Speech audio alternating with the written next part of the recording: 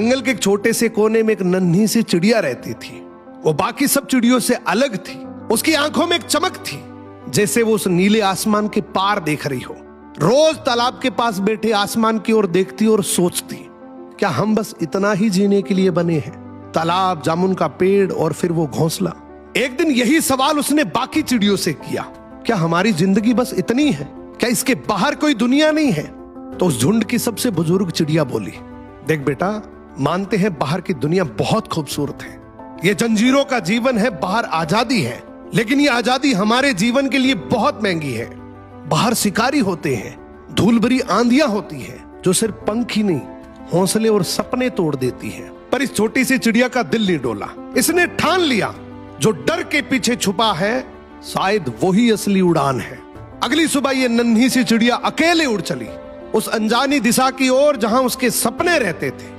रास्ते में आंधी आई, बारिश हुई, कुछ शिकारी भी दिखे, पर हर बार वो बच निकली, क्योंकि उसमें हिम्मत थी, सीखने की भूख थी और उड़ते रहने की जिद थी।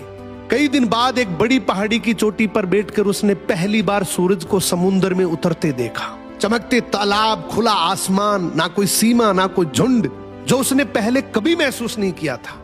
उसकी आंखों में आंसू थे, डर के नहीं, खुशी के, और मन ही मन सोच रही थी कि अगर उस झुंड की बात मानकर डर जाती तो शायद मैं ये कभी जान ही नहीं पाती कि मेरे में इतनी प्रतिभाएं हैं, मेरे अंदर इतनी कैपेबिलिटी है।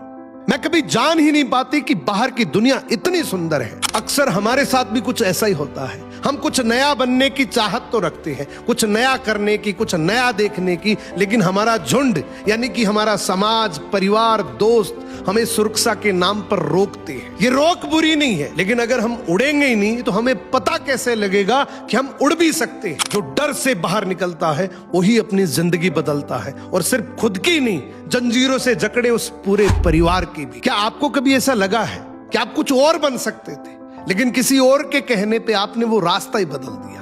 कमेंट करके जरूर बताना।